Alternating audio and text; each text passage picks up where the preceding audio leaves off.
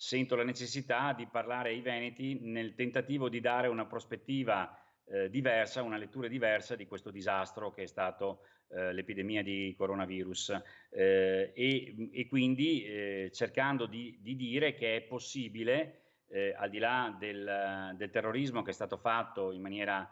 secondo me unilaterale, è possibile il ritorno a una vita normale, non è che è possibile, è necessario ed indispensabile in questo momento, perché mi sento di dire a tutti i veri, ma non sono io che lo dico, sono i dati medici che lo dicono, la carica virale ormai in questo paese è in assoluta, è bassissima e quindi è in piena tranquillità si potrebbe tornare